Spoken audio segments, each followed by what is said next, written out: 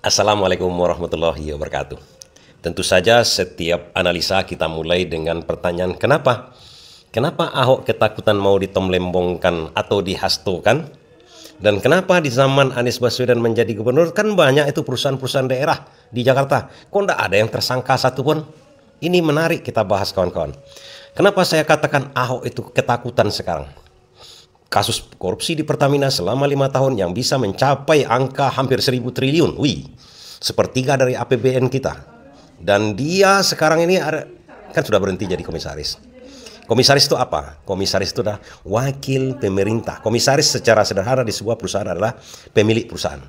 Kalau saya punya perusahaan ini, kalau saya tidak menjalankan langsung perusahaan tersebut, memberikan kepada orang, orang itu adalah direktur, saya adalah komisaris, saya yang punya. Kira-kira begitulah. Lah, apakah pertanyaannya Ahok yang punya perusahaan? Tidak, bukan Ahok, kawan-kawan.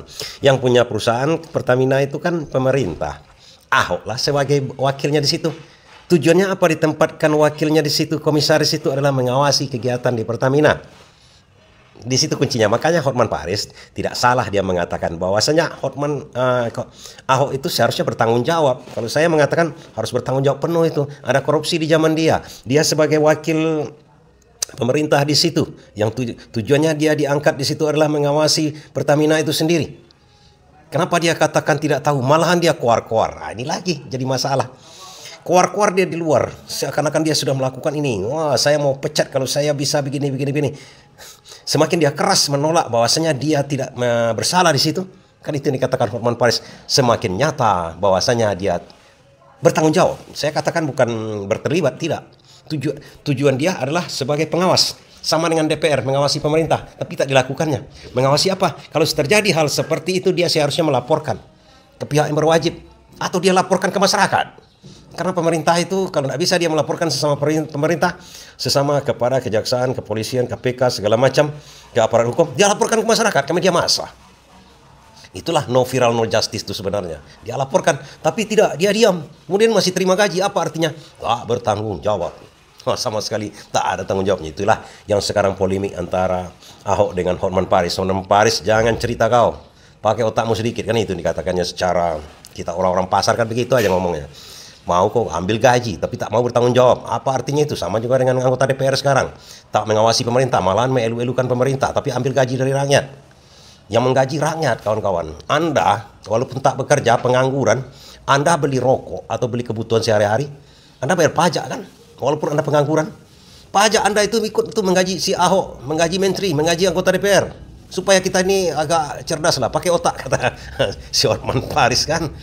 Nah sekarang, kalau seandainya nanti ini Ahok, kita yakin ini Ahok ini ada dua macam klasifikasi yang akan diberlakukan kepada Ahok ini.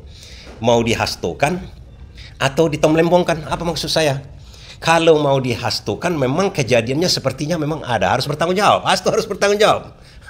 Kok menjadikan orang yang nomor 4 menjadi anggota DPR? Sementara dia tidak menang. Ada yang nomor 2 lagi yang seharusnya.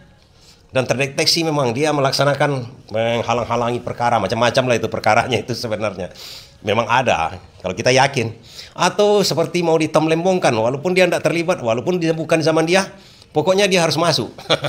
Bisa jadi juga, karena dari sananya Ahok ini kan terlalu, dia diangkat menjadi komisaris Pertamina, yang gajinya miliaran kabarnya, menerimanya sekian miliar juga.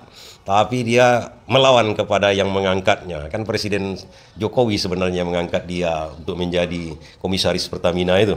Kan menteri kan di bawah Jokowi. Kan jelas-jelas begitu saja kawan-kawan kita menyimaknya. Kalau Ahok ini ketakutan sekarang ini, berarti dia sudah merasa mau ditomlembongkan ya. Pokoknya lu sebagai komisaris Pertamina harus masuk. Nggak ada cerita. Kenapa? Karena berlawanan dengan pihak sana. Itu aja sekedar sederhana. Itu jawaban dari saya. Kemudian kenapa di waktu Anies Baswedan menjadi gubernur tak ada yang tersangkakan?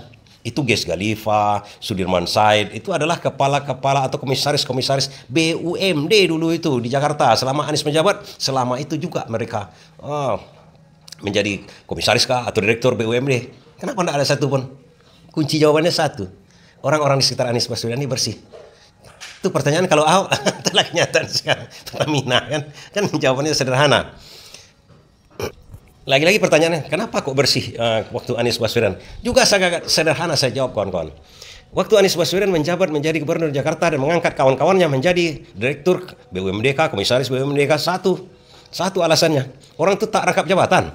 Bandingkan sekarang ini nanti, Danantara ini, menterinya menjadi dewan pengawas, kemudian ada macam-macam orang di situ, ada presiden, mantan presiden yang bekas koruptor, OSCCRP itu, yang runner up koruptor di dunia. Kemudian ada wamen yang juga menjabat jadi tim pengawas di situ. Ini kacau. Atau wamen yang menjadi CEO operasional, rangkap jabatan, itulah kuncinya. Sekarang seluruh direksi ataupun komisaris dari PT Danantara ini, BPI Danantara ini merangkap jabatan. Satu aja nggak beres, apalagi sekian banyak jabatan. Menteri ya, wamen iya, direktur ini di Danantara iya, wah gawat. Ini potensinya begitu. Nah, kira-kira begitulah. Itu jawaban saya. Kenapa Ahok maunya sepertinya mau dihastukan atau ditomlembongkan, dan kenapa di zaman Anies Baswedan menjadi gubernur tak ada yang tersangka sampai sekarang. Terima kasih.